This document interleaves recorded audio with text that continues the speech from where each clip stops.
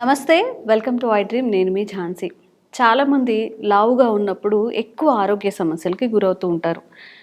వాళ్ళ జీన్స్ని బట్టి కానివ్వండి, తల్లిదండ్రులు లావుగా ఉండడం వల్ల అదే పిల్లలకి రావడం, లేకపోతే ఇప్పుడున్న ఫుడ్ హ్యాబిట్స్ ఎక్కువ జంక్ ఫుడ్ తినడం వల్ల చిన్నపిల్లలు కూడా తొందరగా ఓవర్ వెయిట్ అయిపోతున్నారు. దానివల్ల చాలా దీర్ఘకాలిక సమస్యలు కూడా వస్తున్నాయి. మరి దీనికి ఆయుర్వేదంలో మనం ఫుడ్ హ్యాబిట్స్ని మార్చుకోవడం కానివ్వండి, మనం తినే అలవాట్లను మార్చుకోవడం కానివ్వండి, లేకపోతే చిన్న చిన్న చిట్కాలతో కాస్త తక్కువ టైంలో వెయిట్ తగ్గే అవకాశాలు ఏమన్నా ఉన్నాయా? ఈ విషయాలన్నీ ఈరోజు తెలుసుకుందాం. ప్రస్తుతం అంతా ఉన్నారు ఆయుర్వేద వైద్యులు చిట్టుబొట్ల మధుసూదన్ శర్మ గారు. నమస్కారం అండి. నమస్తే. సార్, అందరిలో వెయిట్ తగ్గడం అనేది చాలా పెద్ద సమస్యగా మారుతుంది. ఏదైనా న్యూ ఇయర్ స్టార్ట్ అయినప్పుడు కూడా నీ రిజల్యూషన్ ఏంటి అంటే ఈ ఇయర్ బరువు తగ్గాలి అని చెప్తూ ఉంటారు. ఒక 2 months తర్వాత జిమ్ జాయిన్ అవ్వాలి, ఎలాంటి రెజల్యూషన్స్ అన్నీ పెట్టుకుంటారు. బట్ కొన్నాళ్ళ తర్వాత లేదు, చేయలేకపోతున్నా, వర్క్ బ్యాలెన్స్ చేయలేకపోతున్నా, ఇలాంటివన్నీ చెప్తూ ఉంటారు. ఈ ఓవర్ వెయిట్ అనేది ఎందుకు మనం ఎక్కువ ఓవర్ వెయిట్ అవుతాము అంటే మన తినే అలవాట్లు, ఫుడ్ హ్యాబిట్స్ వల్లనే ఇలా అవుతామా, లేకపోతే ఇంకేమైనా ఆరోగ్యపరమైన సమస్యలు ఏమైనా ఉంటాయా? మీరు అన్నట్టు రెండు ఉన్నాయమ్మా. సో ముఖ్యంగా ఎక్కువ శాతం మందిలో తీసుకునేటువంటి ఫుడ్ అమ్మా. అందుకే వెయిట్ పెరిగే కొద్దీ క్రమంగా దాని పేరు కూడా మారిపోయి ఒబెసిటీ అనే పేరుతో మొదలవుతుందమ్మా.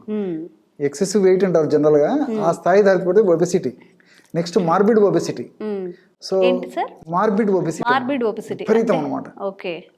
విపరీతంగా మార్బిడ్ స్థూలముని, దానికి ఇంకా అంత ఉండదు. సో యాక్చువల్గా ఓబ్ అంటే అతిగా అనేటువంటి అర్థం అమ్మా ఇతర భాషలో. ఓసిస్ అంటే తినడం. సో అతిగా తినడం వల్లనే ఎక్కువ శాతం మందిలో ఈ ప్రాబ్లం వస్తుందమ్మా.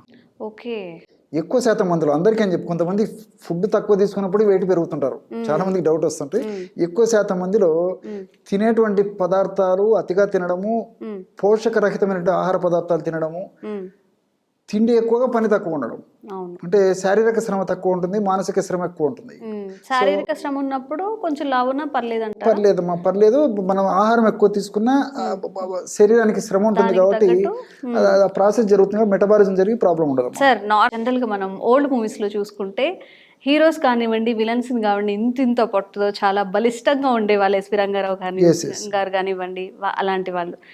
ఇప్పుడు అదే స్టైల్లో ఇప్పుడు ఉంటే వాళ్ళకి ఒబెసిటీ అని కానీ, లేకపోతే అన్ని హెల్త్ ఇష్యూస్ ఉన్నాయని చెప్తున్నారు.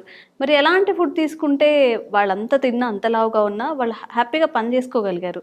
మన తాతయ్యలు కానివ్వండి, బాబాయిలు అన్నప్పుడు అందరు లావుగానే ఉంటారు, బట్ వాళ్ళెవరు కంప్లైంట్ చేయరు, షుగర్, బీపీ ఇవన్నీ. ఇప్పుడు పిల్లల్లో ఎక్కువగా బరువు పెరగడం, చిన్న చిన్న పిల్లలకే అన్నీ అవి ఉన్నాయి, ఇవి ఉన్నాయి, తినద్దని చెప్పేస్తున్నారు. ఎందుకంటారు? ఈ చేంజ్ ఏంటంటారు అప్పటికి ఇప్పటికి? చాలా మంచి ప్రశ్నమా. నిజంగా వాళ్ళు ఎత్తు అలాగే ఉండేవాళ్ళు, వెయిట్ కూడా బాగా ఉండేవాళ్ళు ఉంటారు. అదంతా మజిల్ వెయిట్ అమ్మా. ఇప్పుడు మన వాళ్ళలో వచ్చేది ఫ్యాట్. కండపుష్టి అంటే ఎగ్జాక్ట్లీ చెప్పారమ్మా. కండపుష్టి వేరు, కొవ్వు పుష్టి వేరమ్మా. సో వాళ్ళకేమంటే కండపుష్టి ఉండడం వల్ల అంత శక్తివంతంగా పనిచేశారు, దృఢంగా చూసేదానికి కూడా అంత ఇదిగా ఉండేవాళ్ళు.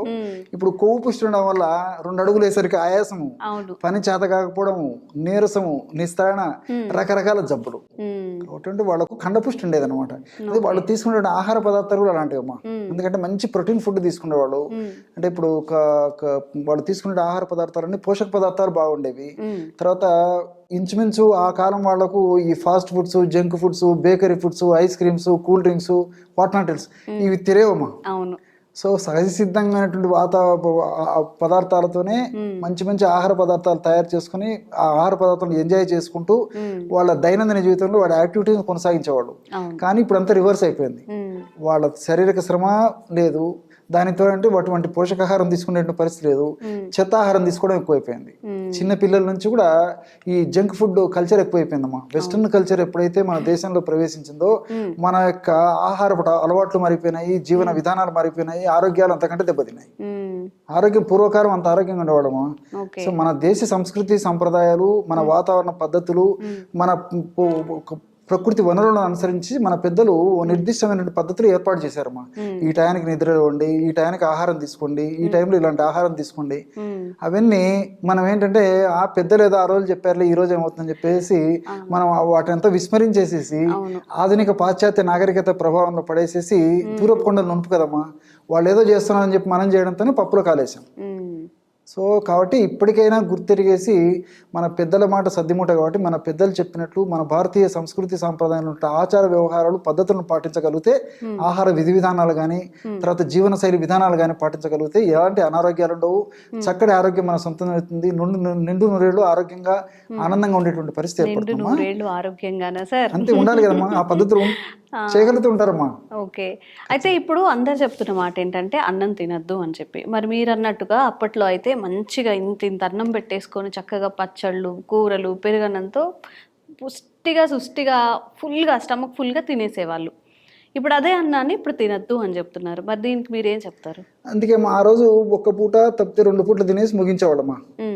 ఈ రోజు మనకు పొద్దున టిఫిను, మధ్యాహ్నం భోజనము, సాయంత్రం స్నాక్స్, రాత్రి మళ్ళా డిన్నరు.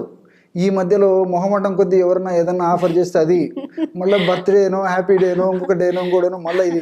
సో రాత్రి కూడా 12 తర్వాత అందరు కలిసిన తర్వాత ఏదో ఒక ఫంక్షన్ చేసుకుంటే మళ్ళీ అప్పుడు ఫుడ్, ఎగ్జాక్ట్లీ అమ్మా, తెల్లవారుదామన్న ఫుడ్. సో ఈ పద్ధతులు మొత్తం వాడుకోవడం వల్ల జీవన వ్యవస్థనే అస్తవ్యస్తం అయిపోయి ప్రేవుల్లో చెడు బ్యాక్టీరియా పెరిగిపోయి దాని వల్ల కూడా క్యాలరీస్ పెరిగిపోయేసి పద్ధతి జరుగుతుందమ్మా. కాబట్టి పూర్వకాలంలో ఉండేదమ్మా, తీసుకుంటే ఏకభుక్తం లేకపోతే 2. సరే, ఇప్పుడు మనం అలానే 2 సార్లు రోజుకు 2 సార్లు తినేసి అన్నం పప్పు అన్ని 2 పూట్ల తినొచ్చా హ్యాపీగా? మన శరీర శ్రమకు తగినంత తీసుకోవాలి. దాంతో పాటు ఇప్పుడు మనం తీసుకునేటువంటిది తెల్లగా ఉన్నటువంటి మల్లెపూలు లాంటి బియ్యంతో తయారు చేసుకుని అన్నం తింటున్నామ్మా. దాంట్లో పిండి పదార్థాలు తప్ప ఏముండవు. అలా కాకుండా ముడి బియ్యంతో చేసుకునే పదార్థం కానీ ముడి గోధుమలతో తయారు చేసుకునే పదార్థం కానీ మన శరీరానికి ఎంత అవసరమో అంత తీసుకుంటూ చక్కటి వ్యాయామాలు కొనసాగిస్తూ సహజ సిద్ధమైనటువంటి ప్రకృతి సిద్ధమైనటువంటి ఆహార పదార్థాలు తీసుకుంటే ఎలాంటి ఇబ్బంది ఉండదమ్మా. సో మీరు టిప్ అడిగారు, చాలా మంది ఎదురు చూస్తుంటారు ఆ టిప్ ఏంటి అని చెప్పేసి. వెయిట్ లాస్ అయ్యేదానికి సింపుల్ గా చెప్తాను చూడమ్మా. దీనికి 2 పదార్థాలు అందరికి తెలిసినటువంటివి. నేను ఒక్కటి గెస్ చేయొచ్చా? జీలకర్ర. ఎగ్జాక్ట్లీ. ఎలాగనుకున్నారమ్మా? అంటే మీ వీడియోసే ఇంతకు ముందు ఎక్కడో చూసాను. అవునమ్మా, జీలకర్ర చాలా అద్భుతంగా పనిచేస్తుంది, వెయిట్ లాస్ కి యూజ్ అవుతుంది. ఎగ్జాక్ట్లీ. అది ఇప్పుడు టిప్ లో కూడా అది కూడా చెప్తానమ్మా. ఓకే. సో పునర్నవ పొడి అని చెప్పేసి దొరుకుతాము. గలిజేరు పునర్నవ అంటే కొత్త జీవితాన్ని ఇస్తుంది అనమాట, సెల్స్ కు కొత్త లైఫ్ ఇస్తుంది అనమాట. సో పునర్నవ గలిజేరు పౌడర్ మార్కెట్ లో దొరుకుతుందమ్మా. 50 grams జీలకర్రను వేయించి చేసినటువంటి పొడి, మీరు ఏదైతే అడిగారో అదే పొడి అమ్మా. సో 50 grams మిరియాల పొడి ఒక 10 grams అన్ని కలిపేసేసి రోజు 2 సార్లు అమ్మా. 1/2 teaspoon morning, 1/2 teaspoon night before food. ఒక కప్ ఆఫ్ గోరువెచ్చని నీళ్లు కలుపుకొని తీసుకోవడం వల్ల శరీరంలో ఏ భాగంలో కొవ్వు కణాల్లో ఎక్కువగా సంచితమైన కొవ్వు అయినా క్రమక్రమంగా కరగడం మొదలవుతుందమ్మా. దీని యొక్క మెడిసిన్ ప్రత్యేకత ఇది. రెండోది ఏంటంటే ఈ పునర్నవ ఉండడం వల్ల ఈ కిడ్నీస్ కూడా రక్షిస్తుందమ్మా. సో సర్వసాధారణంగా చాలా మందిలో వెయిట్ పెరిగే కొద్దీ కిడ్నీస్ కూడా డ్యామేజ్ అయ్యేటువంటి పరిస్థితి ఏర్పడుతుంది. అలా కిడ్నీస్ డ్యామేజ్ కాకుండా ఉండేందుకు కూడా ఈ పునర్నవ ఉపయోగపడుతుంది. వెయిట్ లాస్ అయ్యేందుకు, ఫ్యాట్ ను కరిగించేందుకు పునర్నవ ఉపయోగపడుతుంది. తర్వాత జీలకర్ర ప్రత్యేకత ఏంటంటే ఆకలి తగ్గిస్తుంది. అందులో క్యూమినాల్డిహైడ్ అని చెప్పేసి రసాయన పదార్థం ఉందమ్మా. ఈ క్యూమినాల్డిహైడ్ అనేటువంటి రసాయన పదార్థము ఈ ఆకలిని తగ్గిస్తుంది అనమాట. ఎప్పుడైతే ఆకలి తగ్గిపోతుందో న్యాచురల్ గా ఫుడ్ తక్కువ తీసుకుంటాం. ఫుడ్ తక్కువ తీసుకుంటే ఫ్యాట్ కంట్రోల్ అయిపోతుంది.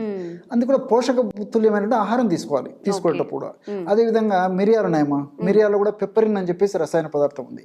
ఈ పెప్పరిన్ అనేటువంటి రసాయన పదార్థం కూడా ఏంటంటే మన దేహంలో గ్రిలిన్ అనేటువంటి ఆకలిని కలగజేసేటువంటి హార్మోన్ ఉత్పత్తి ఏదైతే ఉందో ఆ హార్మోన్ ఉత్పత్తిని తగ్గిస్తుందమ్మా మిరియాలు. ఎప్పుడైతే గ్రిలిన్ హార్మోన్ ఉత్పత్తి తగ్గిపోతుందో న్యాచురల్ గా అదే ఆకలిని కలగజేస్తుంది. ఆకలి తగ్గిపోతుంది. ఆకలి తగ్గిపోతే ఆహారం తక్కువ తీసుకుంటాం. ఆహారం తక్కువ తీసుకుంటే వెయిట్ తగ్గిపోతాం.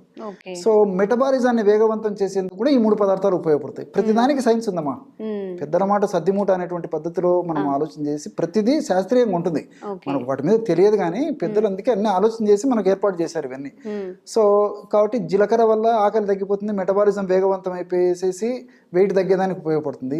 తర్వాత ఈ వెయిట్ ఉన్నప్పుడు ఏం జరుగుతుందంటే ఈ కొవ్వు కణాల్లో కొన్ని రకాల హానికారకమైనటువంటి రసాయన పదార్థాలు, ఫ్రీ రాడికల్స్ అనే పదార్థాలు ఉత్పత్తి అవుతుంటాయి.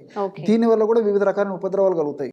షుగర్ రావచ్చు, తర్వాత బీపీ రావచ్చు, రక్తనాళాల సమస్యలు రావచ్చు, హార్మోనల్ ఇంబ్యాలెన్సెస్ రావచ్చు, మోకాళ్ళ నొప్పులు రావచ్చు, గర్భాశయానికి సంబంధించిన సమస్యలు రావచ్చు, మెదడుకు సంబంధించిన సమస్యలు రావచ్చు.